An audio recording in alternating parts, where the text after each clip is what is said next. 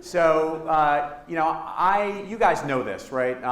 And you heard Tim talking about it earlier, about how every company now needs to be a technology company, right? So one of the things coming from the private sector from the outside, although I've been here for about 16 months now, so I guess I can't say that as much anymore, is that we have to bring that mindset to the federal government to some extent. It's hard to convince people of that. And when I came here, I took a look around at what DHS was, because being from the outside, it wasn't immediately obvious to me. So you see on this slide the diverse, vast, mission portfolio that DHS has, right? We've got law enforcement, intelligence, counterterrorism, a very, very critical mission. And every one of those missions and every one of those mission operators relies on information technology every day to do their job, okay? And I think we have about 650 major applications. We spend like $6 or $7 billion a year on IT. If that's the case, don't we really need to be a technology company? Isn't that a critical national security issue, that the Department of Homeland Security is really, really good at technology? I think the answer is yes. And I think that DHS and all federal agencies to some extent actually need to start thinking of themselves as a technology company. And the reality is, that's why a lot of us are here, and that's what we're focused on.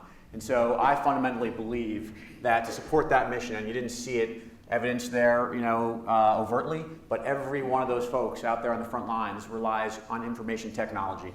I think we all know that. So, if we have to be really good at IT, if this is a national security issue, which I believe it is, we certainly better understand the landscape. And I think we all know it's changing. It is getting disrupted. It is evolving very rapidly, and that creates a lot of opportunities, but it also creates a lot of challenges. And particularly in the federal government, sometimes the machinery has difficulty digesting all those challenges. We ultimately need to be able to adopt and adapt to all these changes, because if we don't, we like those in the private sector who don't, can ultimately be disrupted. And we cannot afford to be disrupted by our adversaries. I think that's safe to say.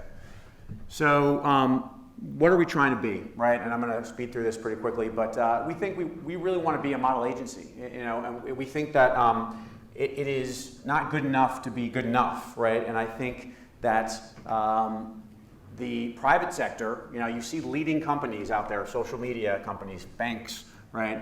These guys are really pushing the envelope. Why should not the federal government and folks like the Department of Homeland Security be every bit as good as those private sector companies out there pushing the envelope? And that's our position. So what are the key pillars here? I think one of the key ones I'm just going to focus on, people, right? I think it was a Gartner study, and we have some Gartner folks out there in the room, that skilled resources are the #1 barrier to digital transformation, attracting, recruiting and retaining those folks. But also innovative technology, and we're going to talk a bit about that in a bit here, because that's obviously an area that I, as the CTO, feel responsible for to some extent. So what do we mean by innovative technology? It's a pretty big phrase, right? It could mean something very ambitious and bold, or quite, it could be meaningless at the end of the day. You just throw out the term innovation. Well, we believe that innovation really just means solving problems in unique and creative ways, okay? And in order for us to do that, we really start with the user and the mission, okay? That's, at the end of the day, I think, where the focus needs to be for all of us, whether your user are a customer base, or they're mission operators, or they're public persons or citizens. Those are your constituency, and you have to focus on them at the end of the day for everything you do. If you innovate towards something that doesn't serve their needs, it's really not much of an innovation at the end of the day. So what are we doing there? We're looking at some things around how we deliver IT flexibly and actually do it in a very lean fashion. You heard some of these themes earlier, and you're going to continue to hear these themes. But we believe that, again, being able to deliver capabilities to that user constituency in a cost-effective, in a timely fashion is critical. Because if you can't do that, again, all this innovation is for naught. We're doing something that we call applied research here at DHS, where we're saying, look, it's great that there's a lot of very, very bleeding edge stuff out there that is pushing the envelope, but we need to understand where the leading edge intersects the mission need, today, tomorrow, and next year. so that we can start bringing those things in, operationalizing them, and getting them out into the field to those folks that you saw in that video. And so, we have obviously tremendous partnerships with the community, and we have our own R&D shop in S&T, but we need to start to figure out how we operationalize these things. And that begins with understanding where that intersection is there, okay? And finally, of course, we want to leverage an open market strategy. And I think, I think you guys can guess that open source and the open source ecosystem is a huge part of that strategy. So I think Paul talked about this a little earlier, right? You guys mostly are familiar with digital service. This is just an example of some of the things that we're trying to do in the innovative technology space. This is a set of best practices really distilled for a federal audience in a federal context. But these are things that most folks in the room are familiar with. And number 13 there, of course, is default to open source, which we've talked about quite a bit. As it turns out, though, right, all these things, we talk about innovative technology, we talk about all the great things we want to do for the mission and for the user. But it turns out actually trying to do this stuff is pretty hard at the end of the day. We like to toss around the phrase, technology is the hard part, right? But in fact, technology is technology is the easy part and everything else is hard, right? In fact, in this case, technology can be difficult, particularly if you don't have the skilled resources. But the reality is technology is the hard part, people are the hard part, procurement is the hard part, oversight is the hard part, so it's all hard, right, at the end of the day. There's a quote from Ed Catmull, who's the president of Pixar, who says that people are naturally creative and naturally good problem solvers. And it's often the organization and the processes that get in the way of people being creative and solving problems. And that's, I think, what we have here in the federal government sometimes, any large organization really. Once you get inside, you see how this happens. One of the digital service guys has a little anecdote he likes to tell about some guy who was hiking up the mountain. He was super fit, really good. He was bounding up ahead of everybody else and couldn't be stopped, right? He was going and never tired. But at a certain point, he started to slow down. He started to slow down even more and more, and eventually he was just exhausted. And what was happening was the guy, as he was out there, would see a really cool rock sample, and he'd pick up the rock, and he'd put it in his backpack. And then he'd see another one, and he'd pick it up, and he'd put it in his backpack. And before long, he was out there hiking around with a backpack full of rocks, okay? And sometimes that's what it feels like trying to work in the federal government, trying to get things done. We're doing everything with a backpack full of rocks. And we put those rocks in there for a very particular reason. They seem like a really good rock. That seemed like a rock that we should have because something in the system had been abused, or we were trying to cut down on waste, and we were trying to ensure fairness and equity for all. And those are really good things to do, but before long, you have too many rocks in your backpack, and you have to try to figure out how to get some of them out. So that's what we're here trying to do, and we believe that the way forward, right, is actually is through digital transformation, and you've heard that talked about a lot.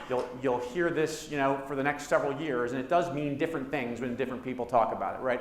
The reality is, we talk about it in a slightly different way here than Tim talked about it. Everything he said, we agree 100% with, right? But what we're focused on is really the outcomes, what we're trying to accomplish here with digital transformation, and it's all supported and enabled by the technologies and the dimensions that Tim was talking about. But really, it boils down sometimes to simply taking a step back and asking the question, why, right? Why are we doing it this way? Being from the private sector, right? And by the way, the proof that I'm from a tech guy from the private sector is that I woke up this morning and thought that beat up jeans and a suit jacket was a good way to come to work, right? So that's to prove to everybody that that's where I came from. But the reality is, people sometimes think there's some sort of magic pixie dust that you can sprinkle around being from the private sector and solve all the problems, and of course that's not true. But there is a value to that outside perspective in asking why. So we think, put it another way, that the biggest thing you can do to encourage innovation is to give people the permission to innovate, right? And if you can do that, right, you're going to get somewhere. That lays the foundation for this. And what we think of when I think of digital transformation, and again, this is born of trying to frame this for the leadership of the agency and explain why we need to do this, right? Because a lot of times people think digital transformation, it's like, well, you're just doing IT better. Yes, go ahead, do IT better, do agile, right? Use the cloud. That's great. Go do your IT stuff better. But the reality is that it's not just about IT. It's about these things. It's about fundamentally transforming how we engage with customers. In our case, the customers are, again, mission operators and people, members of the public. Okay, we have to reimagine that whole customer experience, and that's a big part of the digital transformation journey. It's about empowering employees. Okay, it's enhancing collaboration, productivity, and giving them a voice in ways they didn't have before all these technologies came to bear. And it's certainly about optimizing operations. It's about making, we call digitizing the operational processes a combination of re-engineering, BPRs everybody likes to talk about, and automation. I mean, that's really what it is, but you can't automate without looking at the process and trying to improve it, right? Because if you do that, you're simply automating. And ultimately, really, and this is maybe the most transformational, is looking at the actual products being delivered, transforming those products in creating new business models, new digital offerings or physical digital hybrids, right? And in fact, there are whole new market models opening up. It used to be consumer to consumer, business to consumer, business to business, right? The consumer to consumer is obviously the pure social media business models. We're all familiar with the others, but now there are new models opening up for things like IoT. You have a thing out there. You have a thing to business model, or even a thing-to-thing business model. And there are all sorts of radical changes that are occurring around business models and the products that we can offer. And of course, and this is I think where Tim was before, what enables all of this fundamentally is the open source ecosystem. Nope, I didn't aim the right place. There we go. So I'm going to speed through this quickly. The point here is that, look, OSS has a long history in government, okay? In fact, I think there's a quote, 2007, I think the DoD was the single largest installed base of Red Hat Linux in the world. And there's a long history of open source products. In fact, the U.S. Army Blue Force Tracker was running on OSS. And his quote was, when we rolled into Baghdad, we did it using open source, right? I mean, that's pretty cool. So there's a long history here. And you guys have probably all heard many times about the Open Government Directive. And we think this is great. This is a sign of the fact that the current administration and the current community is really pushing forward in this direction.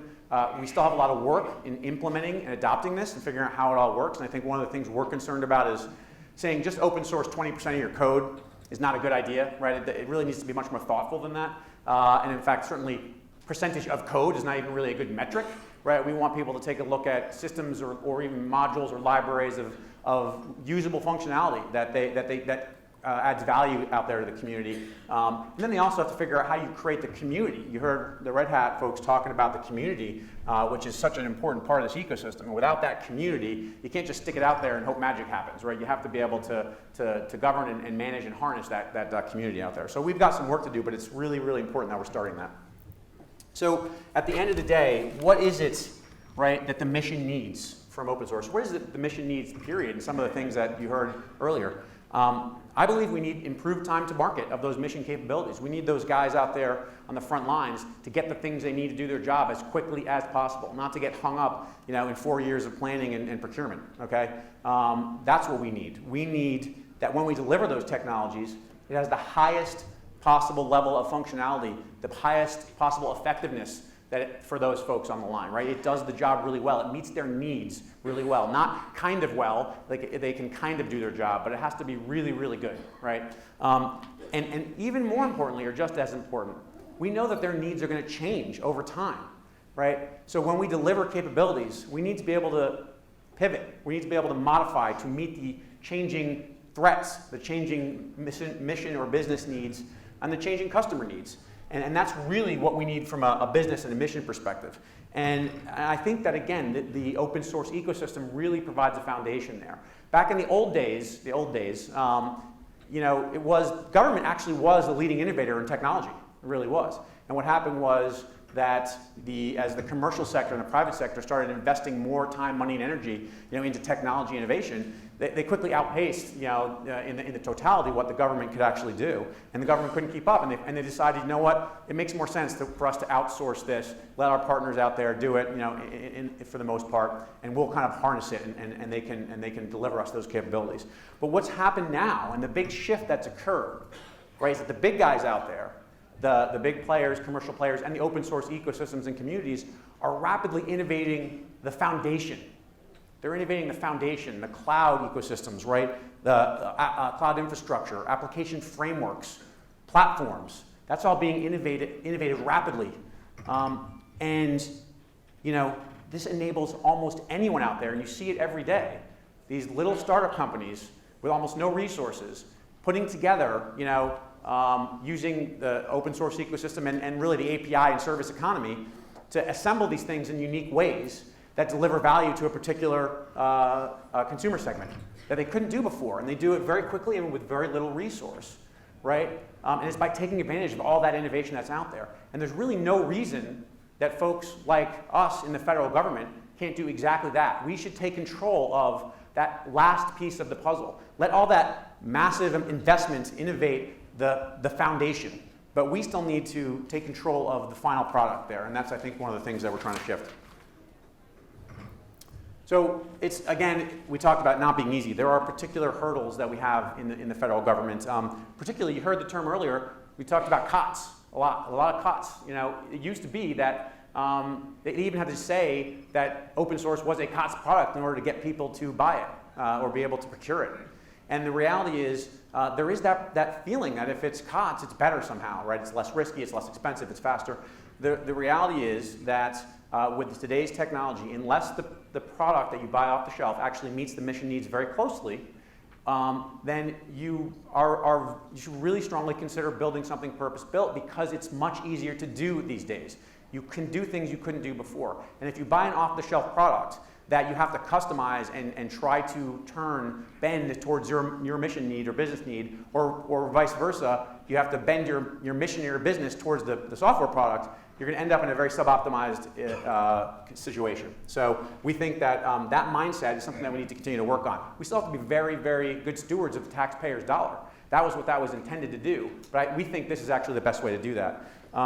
We talked about security. We know that people think if it's open sourced, maybe it's less secure. There are folks out there that do still believe that, and we have to overcome that mindset. We all here probably know that the more eyes on that, the more quickly you find those vulnerabilities and fix them, the better you are. That improves your security posture. There is no security through obscurity, right? And we need help with the skills and the tools and the resources to really harness all of this. So I'm going to finish up here. How do we all, as a community, together pull together and make this happen, right? I think our vendor partners, they know what they can do. You guys need to help us drive these changes. We're working, many of us up here that you'll see on stage today, to drive change from the inside out in our large organizations. We need you guys to help drive change from the outside in. Help, you know, really bring that A game, bring us the value. Don't point us after the latest shiny object, but help understand our business problems and help us solve them in the most effective way possible, right? And to everybody in the room here that's a part of our federal, community, give yourselves and your teams the permission to innovate, right? You have to do that. Be bold, right? Ask why sometimes. You have to have a willingness to listen and be open to new ideas, but we all know that we can do this together, and I think we want to drive this digital transformation, whatever it means to you. And I think we have a lot of interesting ideas there. We want to help drive that transformation across the government. And we really think this is the fourth industrial revolution. And we can all be a part of it, and we can help lead it. Thank you very much.